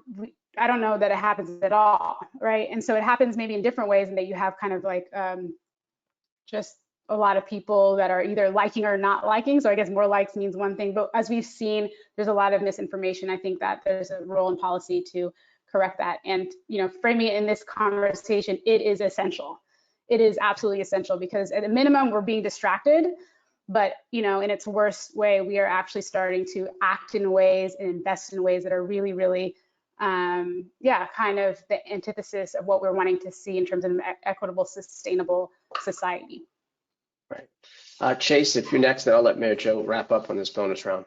Sure. So I'm actually really proud of some of the examples that are happening in Detroit. So, there is a movement towards solutions-oriented journalism in some geographies. And in Detroit, we have something called Outlier Media, which started off as essentially a text message service to Detroiters. We know that here in the city and a lot of other Black neighborhoods throughout the nation, that access to internet is an issue, but many people have access to SMS, right? Just direct text messages. So they began asking residents what kinds of news they would actually want to see and receive, and then they were able to then get that news directly to Detroiters via text, and also receive feedback on the news that was being pushed out. So this sort of virtuous circle of, asking residents what they want to hear, giving residents what they've requested, and then asking again, if that actually is meeting the needs of residents. So that's one way. And another way is Bridge Detroit, which essentially has a similar community-driven process, right? Like having work groups, having a community, instead of a traditional board of directors, having a community-driven advisory council, so that we understand, from grassroots organizations, nonprofits, community residents, just what kinds of news should, news organizations in Detroit be covering, and how do we do that in an authentic way, getting to voices that we normally don't get to. So, I'm sure a lot of news organizations would be talking to Mayor Joe, to me, to Sakita, but we jokingly talk about a Miss Jenkins in the neighborhood, like who's talking to her? She's been living in the neighborhood her entire life. That lived experience is the kind of expertise that we really need to understand neighborhood dynamics. These kinds of news sources are actually going to those community members saying, respond to what's happening in your community, let us know what's happening, let's actually uplift your voice through not just traditional articles, but podcasts, interviews, et cetera, so that people understand more authentically, what's happening. So those are two things. There's a role for government to play in that, being able to be more transparent with information, getting information to those kinds of news outlets such that it can be fed out to neighborhoods. And also, some of the more traditional think tanks being able to partner with those more community-driven outlets to be able to match the research that's happening at a more esoteric, higher level to the kinds of information that residents really need to receive. So there is a way to pair a lot of these kinds of initiatives. Wow, Mayor Joe, I've got to ask a question. This outlier media piece, I mean, you can talk about the three kind of whirls. Is this philanthropic led? Is this a social entrepreneur, or is this a traditional business, this outlier media? So that's a good question. So I I'm sorry. know that they do receive philanthropic funding. I don't know what their other revenue sources are though, but I do know that, you know, at least the startup was via philanthropy. Okay. Yeah. Mayor Joe? Yeah, you know, obviously the way news media has certainly evolved, good and bad, over the years, and not having like a robust local coverage or newspaper as we used to do, I think it's had a negative consequence. There's also been new technology. We've all participated in that, and that's opened up other opportunities. But what we found here in Somerville, interestingly, several years ago, and we've been renowned for having 360 degrees of communication that's 10 miles deep, that we use our immigrant population. More than a third of our immigrants who don't speak, obviously don't speak English as first language, weren't receiving more than 90% of our communications. And if we really want to allow those closest to the pain with the greatest perspective to own the work of where a community goes and envisioning its future, you know, we had to address that. One solution to that is we created the Somerville Office of Immigrant Affairs, and where we have liaisons engaging the community, helping us to connect in the venues they feel most comfortable and confident, especially in the last several years where we had an administration and a president who really just, we all know, supported and perpetuated and endorsed really white supremacist and hateful and cruel policies and messages, and pushed people, hardworking people who love this country as much as you and I, into the shadows, and attacked traditional minority communities like African Americans. So the ability to understand how the conduits of information they trust most and would engage with better was important for us, and we've improved upon that. I think we need to recognize it's ever evolving, and moving forward, we can't rely on one form or another, and there's never too much redundancy, I'd submit, in how we communicate, engage folks, and especially since, again, what we traditionally thought is objective journalism and media has been sort of a dying breed phenomenon. Right. Okay. Now I'd like to switch to a different type of engagement where I get to step out from being the moderator, and now the three of you can ask each other questions. I know you've all liked each other in your social media context, and you guys are all big fans of each other. So this is your chance to ask each one of the panelists, can ask each other questions that you think are very important for us as we move forward. Chase, do you want to go first? Sure, I'll kick it off.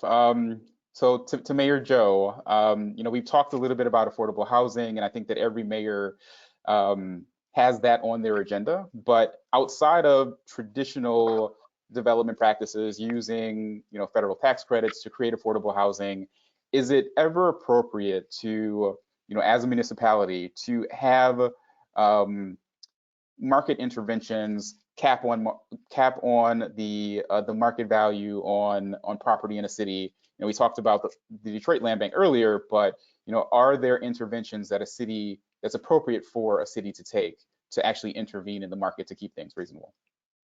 Yes, it is, and I'm going to tell you how I came to the other side of this argument over the years, from what I've seen, having grown up, and what I've experienced from the stories people have shared, and seeing the displacement of our community in the region. So we've done a lot of things in some of, like other communities, and trying to address the affordability crisis, whether, again, it's been inclusionary additions to our zoning. So now everyone has to build 20% affordable housing, investing in programs like our 100 homes programs to 2000 to target a certain segment of our property, percentage of all our residential properties to be deed restricted as permanently affordable.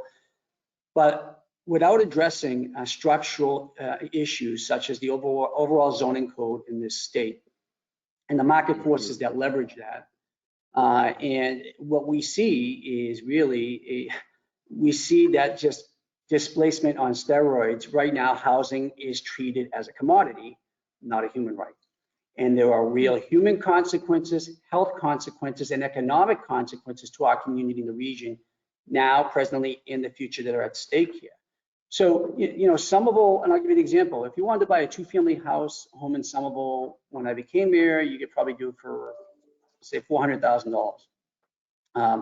Today, you're over $1 million or close to $1 million, and that's what maybe you have to put several $100,000 into it, and you better be able to put down. You don't even need to have a real estate agent sell off your home. You can advertise it.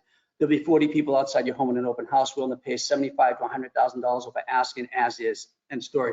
Who can compete with that? I mean, who can? And you know, so on my street, you know, my neighbors, they're all going to be displaced. And yeah, well, we're doing some really good things around inclusionary zoning for new development. We don't want to become a gated community where everyone who needs a home, who can't afford it, has to live in one of those transformative areas of the city. We want to be integrated in every street. So the rental market, you know, we have the ability here to rethink issues like rent control, which I'll tell you, I was firmly against before. And I've heard from those in the real estate market that this would be bad for the economy, that this would stop housing development. I heard that about every time we increase the inclusionary section of the zoning, which is another way to influence the market. But until we have bold structural reform, reforming the zoning code, and instituting like measures there, we're going to have a runaway market, and the free market and the development community on their own are not going to solve the housing crisis here in Somerville. And that doesn't mean people can't raise their rent, but right now, rent on the rental property issue, it's as if we're in the midst of a drought and there's no food left, and everyone's rationing, you know, triple the price of water and bread at the store. And that's what the housing situation is right here in the Metro Boston region and in every major, you know, city region in the United States. So yeah, I think it's absolutely important that we treat it, one, in the lens of ending and the public as a public health crisis, ending structural racism, and not treat it as a commodity, but it's a human right. That's a great answer. Sakita, question for Chase. All right, for Chase, if you can share with us, what are some emerging innovations, whether it's through policy? You've actually said a lot, you know, throughout your talk today, but any policy, technical, or, you know, other innovations that is not currently on people's radars that need to occur for under-resourced and marginalized communities to attract and fully realize sustainable and just investments in their neighborhood? So one thing I would mention, there was an effort here called cooperative capital a few years ago, and the idea along the same lines of what I've been talking about, right? What does resident-led ownership look like? A lot of Detroit residents wanted to pool their capital, and if anyone, you know, Sakita talked about being a lawyer. I am still, but I call myself a recovering attorney. You know, Me too. Yeah, yep. I used to do securities work. So anyone who knows securities law, it is actually very difficult if you don't meet the threshold of being an accredited investor to be able to pool your capital with others. And you know, there has been movement at the federal level to make that a little bit easier, but even within those regs, it is still very costly to set up the structures to make that work. So there was some innovation that we tried to experiment with in Detroit, you know, going to Lansing, our state capital, to try to get our securities department to actually provide an exemption for what we were trying to create. And you can imagine that did not work out over time. So that is something that I think that we need to have on our radar. You know, again, there are neighborhood residents who want to come up with innovative solutions, but the kinds of really, I would say, patriarchal regs in place. I mean, the idea behind securities laws, we want to protect people from themselves, right? Like we don't want people who are unaccredited investors just pooling their money any kind of way. But you know, it also means that we're precluding innovation in these communities. So that is one way that I would say that we need to start thinking about things more innovatively. And now that we have a new administration at the federal level, maybe there is more innovation that we can see. That's great. Mayor Joe, your choice, dealer's choice here. You can send your question to either Sakita or Chase. I'll start with Sakita. So there is this perception amongst some people, including our governor here in Massachusetts, that equitable and effective housing development is actually in conflict with the need to meet our climate change goals. He actually just vetoed the climate bill. In Somerville, we're attempting to address both, going carbon neutral by 2050 while trying to build a more equitable city. But what do you say to our political leaders who still don't see the benefits and the need of sustainability and truly achieving equity?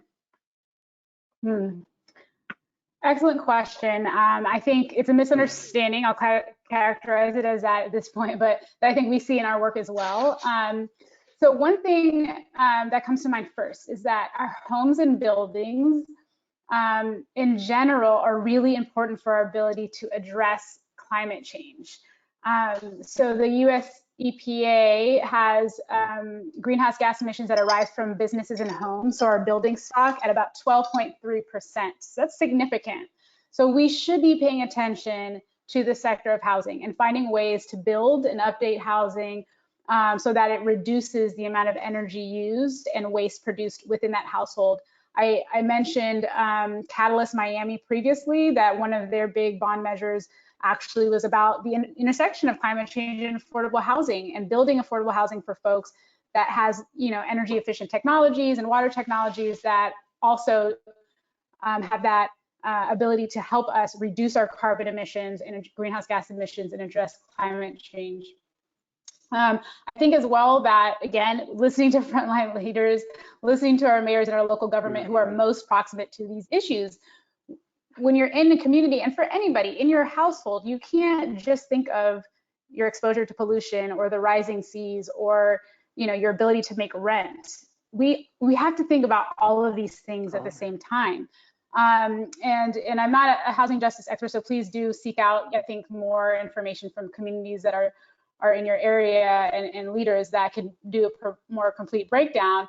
But also I will say that one big thing is that, I would say to folks that don't want to operate in that intersection and think it's an either or, that, from the work that we do and our frontline leaders are doing, they're organizing politically too. And so there is an organizing happening to support the voting for leaders who understand this and not voting for leaders that don't. So there's also this political response that is growing.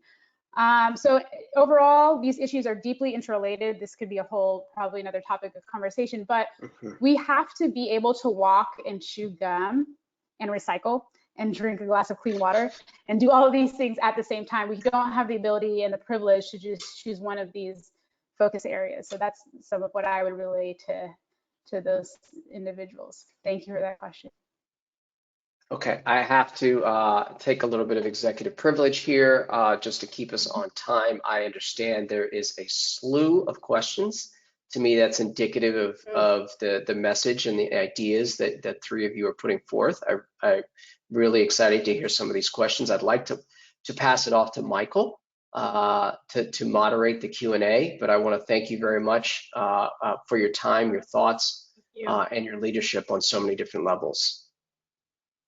Thank you. Michael, are we all set for Q&A? Yes, we are. Yes, and thank you all to the panel, and thanks to everybody who submitted questions. In fact, we have about 15 minutes or so for questions here from the audience. We got so many we had to shut it down, but I think Steve Davis did share how you can continue to send questions in, and we'll be talking about some of them, I'm sure, in the next couple of days. So here's the first question. I'm going to direct this to Jair, and he can decide how to move forward with it. First question is, in reference to those closest to the issues that are best to solve them, a lot of people in these situations feel very beaten down and that they will never be heard or taken seriously. How do you combat this feeling of defeat in the communities that you work with? Well, I think I would toss it to Mayor Joe first, because you are often, as a leader, you're probably hearing these stories from residents. As you mentioned earlier, there was a woman that was a constituent of yours that of Haitian descent that felt like she just had to leave the area through displacement. So I'll take privilege and say that Mayor Joseph, if you could answer that, and then we'll try to roll through these questions so that everyone on the panel can respond. But if we've shut down questions, we've got to get through these in 30 seconds. Okay, I'll just say we have to deliver. If we are true to, amplify those voices who have the closest perspective and understand the benefit of that, of creating value and understand, communicating the value of a unified approach from a whole community and the partners, we want to seek to unlock that opportunity, and we have to deliver on it. If we don't, we're going to lose trust and credibility. And I'll say I've learned a lot from that, from having done it right and not listened over the past 18 years as mayor. And it's certainly opened my eyes up better in terms of what leadership means. And it means has a lot to do with having empathy and being a good listener.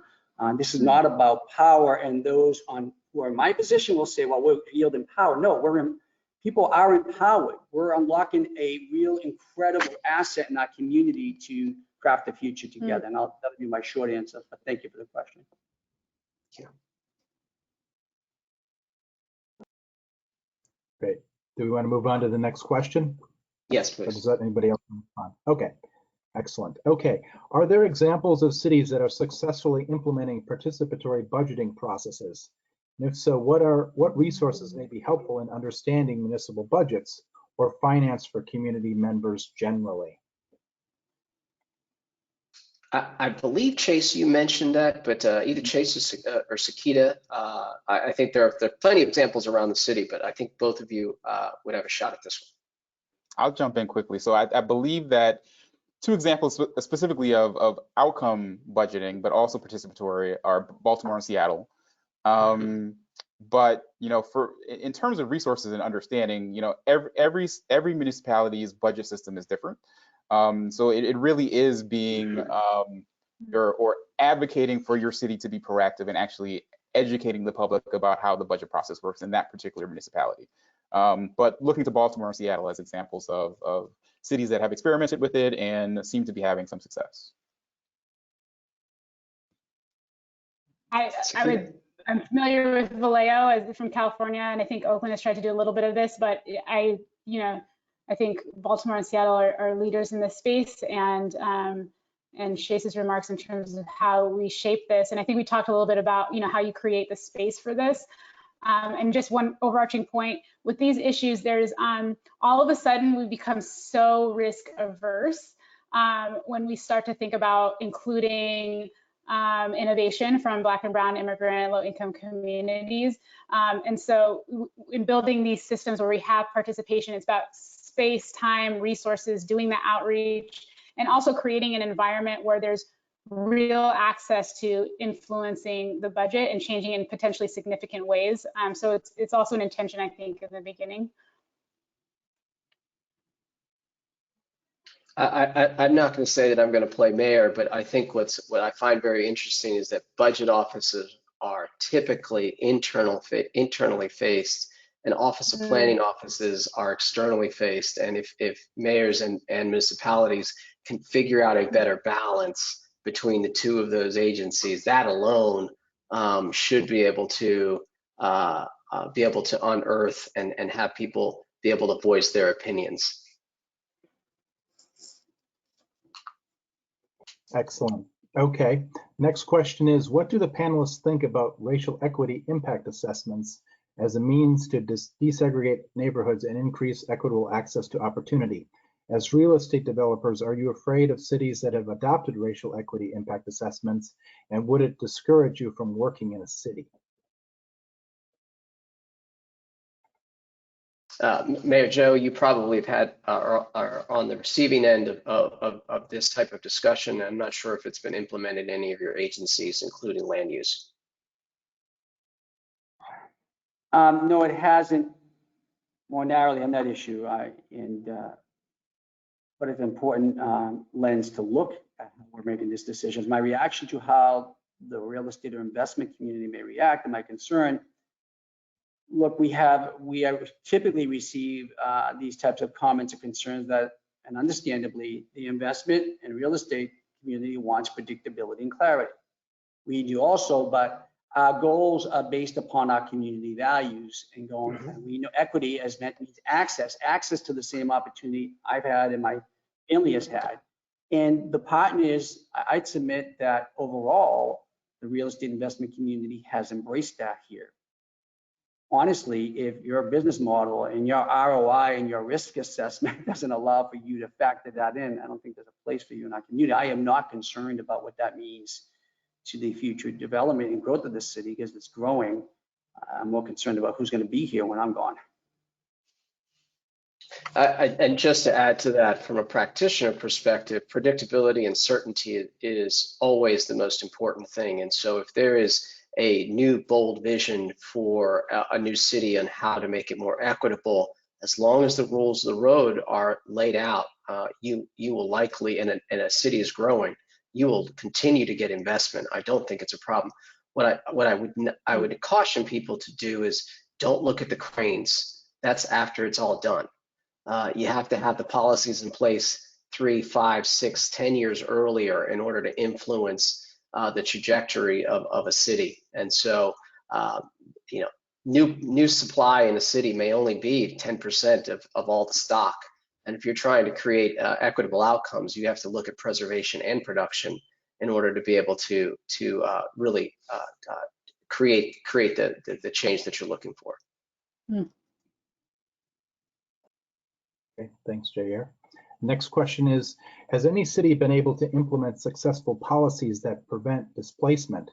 The City of Denver Department of Transportation continues to invest in underfunded people of color communities and neighborhoods. However, residents are concerned that infrastructure investments equal higher property taxes and gentrification. How can public servants address infrastructural racism when the community pushes back against it? Mayor Joe, it sounds like this one's teed up for you.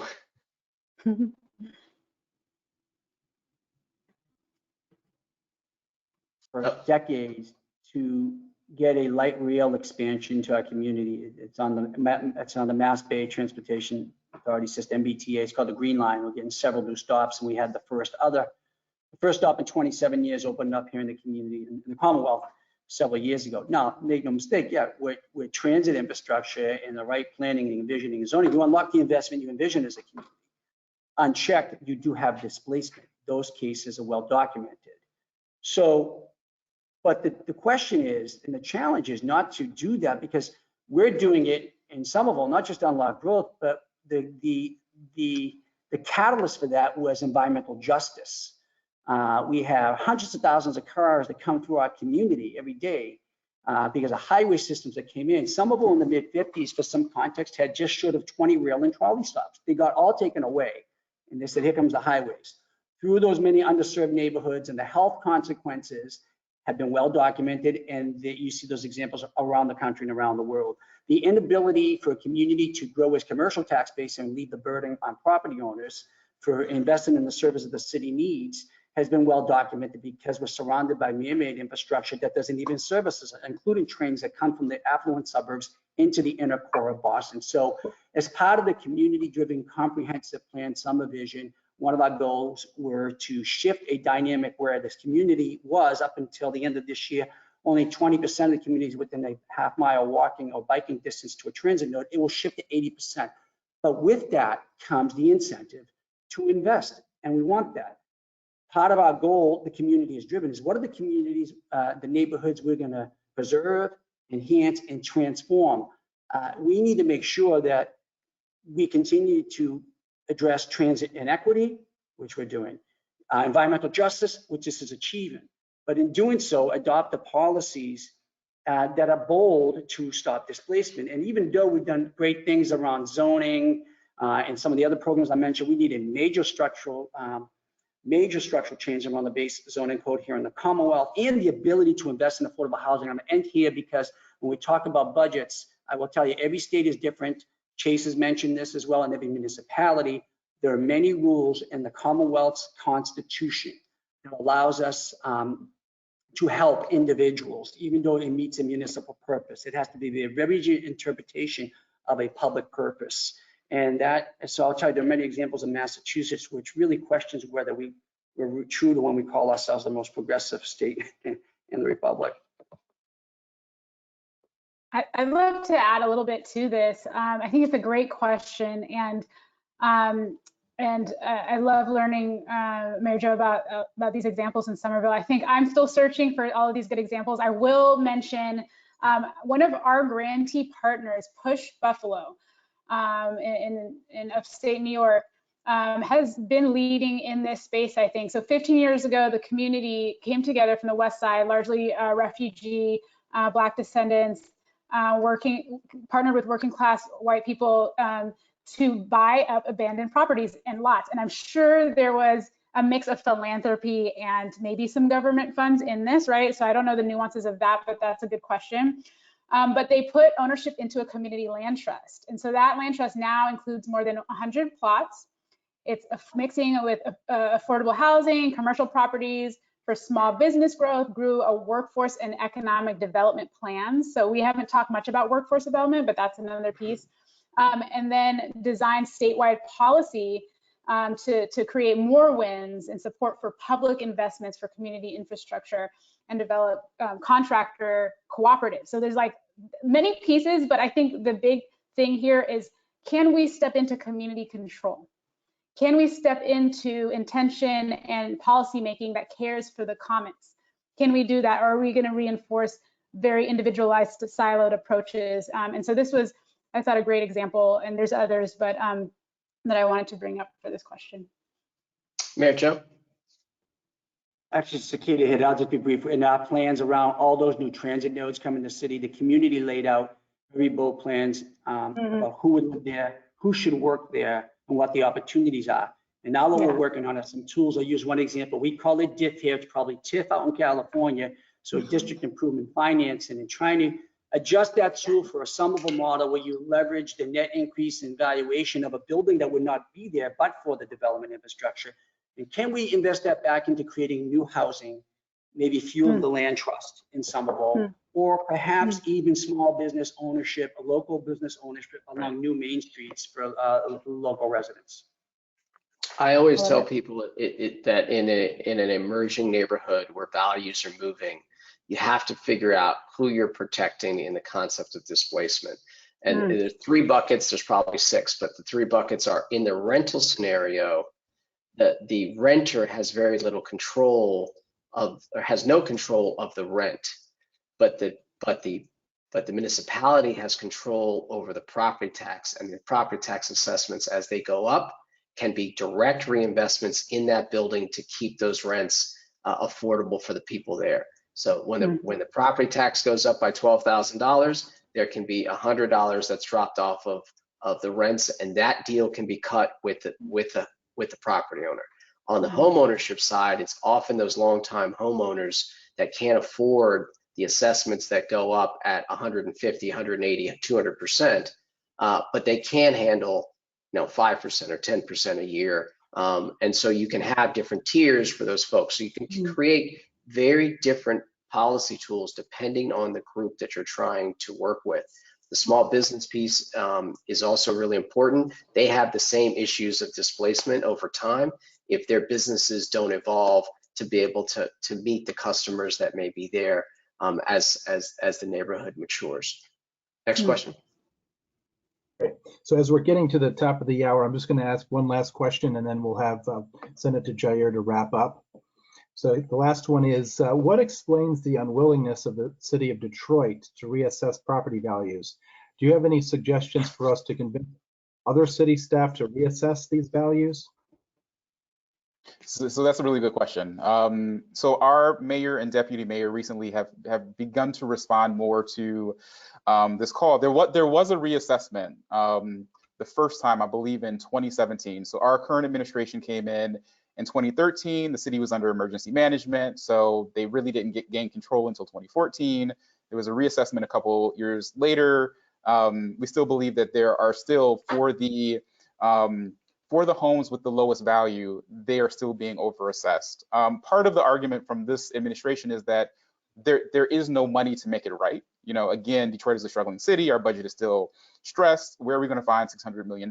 So what advocates have begun to do, including Congresswoman Rashida Tlaib, Professor Bernadette Atuaene, have been calling for the governor to step in. So we're beginning to look at other levels of government to see if there is cash somewhere to be able to right the wrongs that we've seen. So it's not only putting pressure on the city, but it was actually Wayne County that did the foreclosures. It's state law. So looking at other levels of government to see if there is a solution that doesn't just require the city of Detroit, but other pressures elsewhere. So I think that we maintain pressure not only on the city, because we must continue to do that, but also at other levels. Okay, with that, I'll leave it to you, Jair, as to how you want to handle any closing thoughts and messages for today. Well, I want to thank the panelists. This is a huge mind trust in terms of knowledge and sharing your stories, your things that you stay up at night, your white whales, and then real practical solutions. I think is very important for the thousands of folks that are watching right now. I hope that they are inspired to get up and get out, be part of what Calvin mentioned earlier, the map, the mindset, and the movement. I hope that the conversation continues. I know that often that there is a trail of questions and answers that come through. I'll be more than happy to answer those, because everyone needs to feel as if they get something out of these panels so that they can make change in their own local municipality. So I just want to thank Mayor Joe, Sakita, and Chase for your time, your intellect, and your spirit. This has been just great. Thank you. Thank you for facilitating this. Thank you very much. It's been an honor. All right. Thank you all.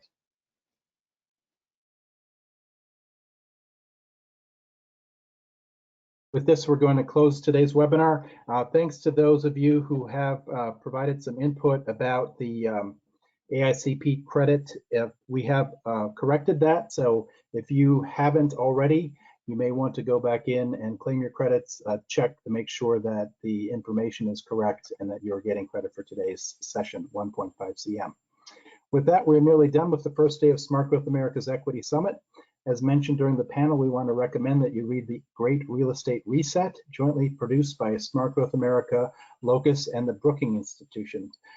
As Andre Perry and these four panelists have described today, the real estate industry is failing to fully address persistent segregation by race and income, pent-up demand for more attainable housing, destabilized regional housing markets fueled by climate change, and other converging trends. This industry at large is risking not just another market crash, but also becoming a central contributor to growing inequity, climate disruption, and the deterioration of the American political and social cohesion. It's time for a real estate reset. We'll be sending out more information and other resources following the close of the summit for those of you who are interested in following up on these topics, including some of these questions that were asked in the chat and specific resources that were mentioned there. So stay tuned. Be sure to join us tomorrow for the second day of the summit. Smart Growth America's Chris Zimmerman will kick us off and lead us into the day's panel moderated by Calvin Gladney. Calvin will be joined by Council Member Kenyon R. McDuffie of the District of Columbia, Jasmine Thomas, Senior Vice President of U.S. Business Partnerships for Citi, and Dr. Andre Perry, whom we heard from in our keynote today. Thank you for joining us, and we look forward to having you back here tomorrow.